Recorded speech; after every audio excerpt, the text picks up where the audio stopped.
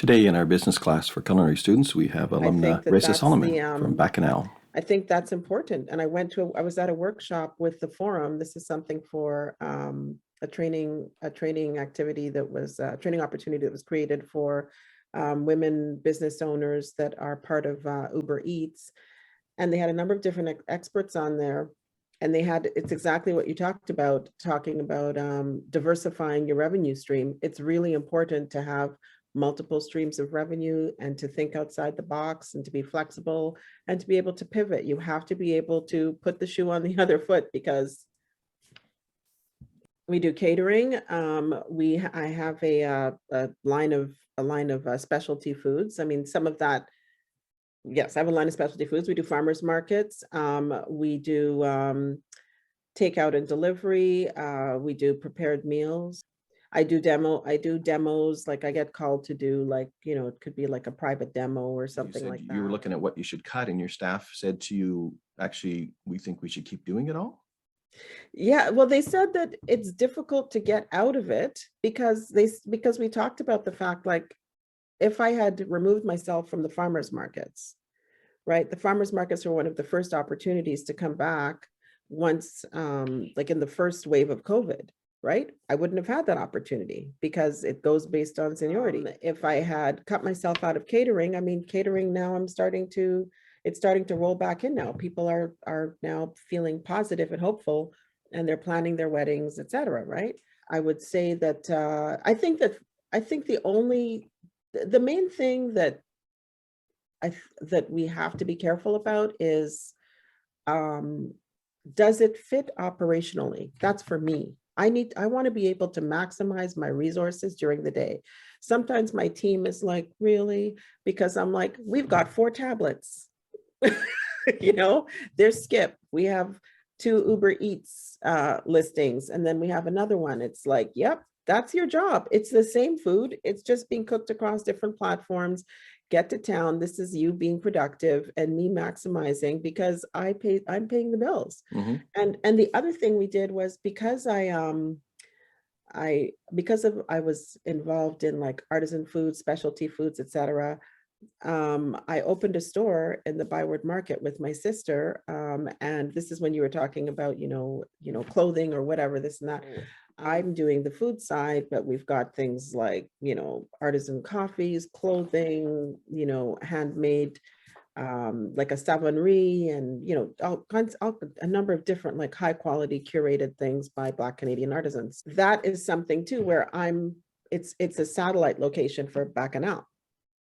And it's a much better location. So, it is important. The diversity is really key. And you have to be flexible and know that things may not turn out exactly as you had planned. Now, what about the apps like Skip and Uber Eats? The reports are 25 to 30% of your sales. Yeah. So if a customer buys $100 worth of product from you, right, you owe them $25. So you only got $75 of revenue. I'm selective about what I put on Skip and Uber Eats. Okay. Because of those margins. I think it's important to really think about that. I don't put my whole menu up there. If people want to get delivery, and I'm also part of Get It Local. And so they have a better model for delivery. So sometimes what I'll do is if a customer is not on Get It Local, because they most likely aren't, and they want delivery, I offer delivery through my website as well. And then I will decide, okay, who am I going to choose to deliver this and take the best option. So we have customers, for example, oh, I've had your food at the farmer's market. They're ordering it on Uber Eats, or they saw us at a show, they're ordering online, or sometimes they just go directly to the app, or they found us on Google and, and they give us a call. We try to meet the customer wherever it makes sense for them. Okay, because I've been promoting vocally to people, telling that we're going to help our local restaurants. And I said, do not use the apps, call the restaurant directly, order the food, and then either pick it up or say to them, what's your method of delivery? Maybe they have their own driver. Maybe their servers are now their drivers.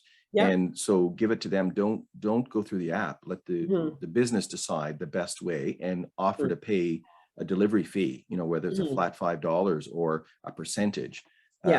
So people are saying to me, why? The apps are so cool. And I said, you don't understand. They lose money every time they sell something. Yeah. So, because of course, you know, the general public thinks you're making 25% margin on your food, and they don't know it's 5 or 4. Yeah.